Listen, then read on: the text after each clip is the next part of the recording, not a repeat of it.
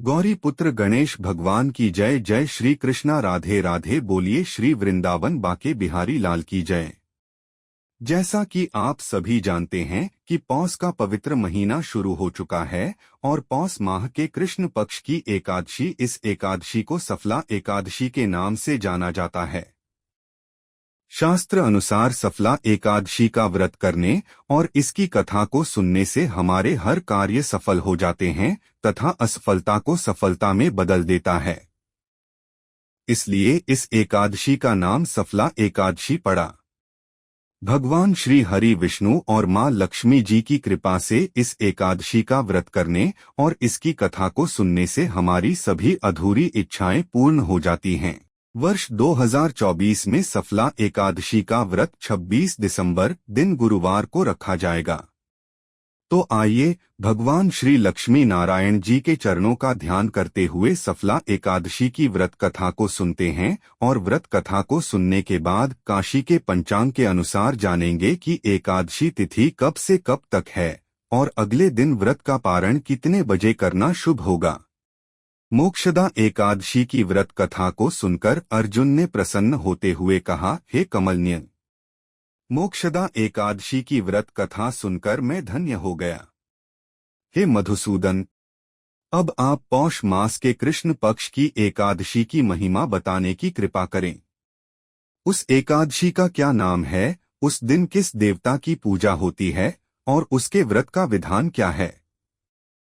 मुझ पर कृपा करते हुए यह सब आप मुझे विस्तार पूर्वक बताएं। अर्जुन की जिज्ञासा सुन श्री कृष्ण ने कहा, हे कुंती पुत्र, तुम्हारे प्रेम के कारण मैं तुम्हारे प्रश्नों का विस्तार सहित उत्तर देता हूँ। अब तुम इस एकादशी व्रत का महात्म्य सुनो। हे पार्थ, इस एकादशी के द्वारा भगवान विष्णु को शीघ्र ही प्रसन्न किया जा सकता है। पौष माह की कृष्ण पक्ष की एकादशी का नाम सफला है। इस एकादशी के आराध्य देव नारायण हैं। इस एकादशी के दिन श्रीमन नारायण जी की विधि के अनुसार श्रद्धापूर्वक पूजा करनी चाहिए। हे पांडुनंदन, इसे सत्य जानो कि जिस तरह नागों में शेषनाग, पक्षियों में गरुड़, ग्रहों में सूर्य चंद्र, यज्ञों में अश्वमेध और देवताओं में भगवान विष्णु श्रेष्ठ हैं, उसी प्रकार व्रतों में एकादशी व्रत श्रेष्ठ है। हे अर्जुन, एकादशी का व्रत करने वाले व्यक्ति भगवान श्रीहरि को अति प्रिय हैं। इस एकादशी में नींबू, नारियल, नैवेद्य आदि अर्पण करके भगवान नारायण की पूजा करनी चाहिए। मनुष्य को 5 सहस्र वर्ष तपस्या करने से जिस पुण्य का फल प्राप्त होता है, वही पुण्य श्रद्धापूर्वक रात्रि जागरण सहित सफला एकादशी का उपवास करने से मिलता है। हे कुंती पुत्र, अब तुम सफला एकादशी की कथा ध्यानपूर्वक सुनो। प्राचीन समय में चंपावती नगरी में महिष्मान नामक एक राजा राज्य करता था। उसके 4 पुत्र थे। उसका सबसे बड़ा लुम्पक नाम का पुत्र महापापी और दुष्ट था। वह हमेशा परस्त्री गमन में तथा वेश्याओं के यहाँ जाकर अपने पिता का धन व्यय किया करता था। देवता, ब्राह्मण, वैष्णव आदि सुपात्रों की निंदा करके वह अति प्रसन्न होता था। सारी प्रजा उसके कुकर्मों से बहुत दुखी थी, परंतु युवराज होने के कारण सब चुपचाप उसके अत्याचारों को सहन करने को विवश थे और किसी में भी इतना साहस नहीं था कि कोई राजा से उसकी शिकायत करता, परंतु बुराई अधिक समय तक पर्दे में नहीं रहती। एक दिन राजा महिष्मान को लुम्पक के कुकर्मों का पता चल ही गया। तब राजा अत्यधिक क्रोधित हुआ और उसने लुम्पक को अपने राज्य से निकाल दिया। पिता द्वारा त्यागते ही लुम्पक को और सभी ने भी त्याग दिया। अब वह सोचने लगा कि मैं क्या करूं, कहां जाऊं। अंत में उसने रात्रि को पिता के राज्य में चोरी करने की ठानी। वह दिन में राज्य से बाहर रहने लगा और रात्रि को अपने पिता की नगरी में जाकर चोरी तथा अन्य बुरे कर्म करने लगा। रात में वह जाकर नगर के निवासियों को मारता तथा कष्ट देता। वन में वह निर्दोष पशु पक्षियों को मारकर उनका भक्षण किया करता था। किसी रात जब वह नगर में चोरी आदि करते पकड़ा भी जाता तो राजा के डर से पहरेदार उसे छोड़ देते थे। कहते हैं कि कभी कभी अनजाने में भी प्राणी ईश्वर की कृपा का पात्र बन जाता है। ऐसा ही कुछ लुम्पक के साथ भी हुआ। जिस वन में वह रहता था, वह वन भगवान को भी बहुत प्रिय था।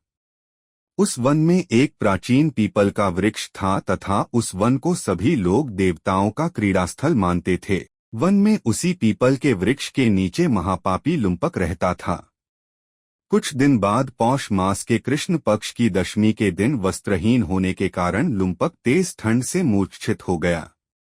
ठंड के कारण वह रात को सो न सका और उसके हाथ पैर अकड़ गए। वह रात बड़ी कठिनता से बीती किंतु सूर्य के उदय होने पर भी उसकी मूर्छा नहीं टूटी। वह ज्यों का त्यों पड़ा रहा। सफला एकादशी की दोपहर तक वह पापी मूर्छित ही पड़ा रहा। जब सूर्य के तपने से उसे कुछ गर्मी मिली, तब दोपहर में कहीं उसे होश आया और वह अपने स्थान से उठकर किसी प्रकार चलते हुए वन में भोजन की खोज में फिरने लगा। उस दिन वह शिकार करने में असमर्थ था, इसलिए पृथ्वी पर गिरे हुए फलों को लेकर पीपल के वृक्ष के नीचे गया। तब तक भगवान सूर्य अस्ताचल को प्रस्थान कर गए थे। भूखा होने के बाद भी वह उन फलों को न खा सका, क्योंकि कहाँ तो वह नित्य जीवों को मारकर उनका मांस खाता था और कहाँ फल। उसे फल खाना तनिक भी अच्छा नहीं लगा, अतः उसने उन फलों को पीपल की जड़ के पास रख दिया और दुखी होकर बोला, हे ईश्वर, यह फल आपको ही अर्पण हैं। इन फलों से आप ही तृप्त हों। ऐसा कहकर वह रोने लगा और रात को उसे नींद नहीं आई। वह सारी रात रोता रहा। इस प्रकार उस पापी से अनजाने में ही एकादशी का उपवास हो गया। उस महापापी के इस उपवास तथा रात्रि जागरण से भगवान श्रीहरि अत्यंत प्रसन्न हुए और उसके सभी पाप नष्ट हो गए। सुबह होते ही एक दिव्य रथ अनेक सुंदर वस्तुओं से सजा हुआ आया और उसके सामने खड़ा हो गया। उसी समय आकाशवाणी हुई, हे युवराज, भगवान नारायण के प्रभाव से तेरे सभी पाप नष्ट हो गए हैं। अब तू अपने पिता के पास जाकर राज्य प्राप्त कर। जब यह आकाशवाणी लुम्पक ने सुनी तो वह अत्यंत प्रसन्न होते हुए बोला, हे प्रभु, आपकी जय हो। ऐसा कहकर उसने सुंदर वस्त्र धारण किए और फिर अपने पिता के पास गया। पिता के पास पहुंचकर उसने सारी कथा पिता को सुनाई। पुत्र के मुख से सारा वृत्तांत सुनने के बाद पिता ने अपना सारा राज्य तत्क्षण ही पुत्र को सौंप दिया और स्वयं वन में चला गया। अब लुम्पक शास्त्रानुसार राज्य करने लगा। उसकी स्त्री, पुत्र आदि भी श्री विष्णु के परम भक्त बन गए। वृद्धावस्था आने पर वह अपने पुत्र को राज्य सौंपकर भगवान का भजन करने के लिए वन में चला गया और अंत में परम पद को प्राप्त हुए।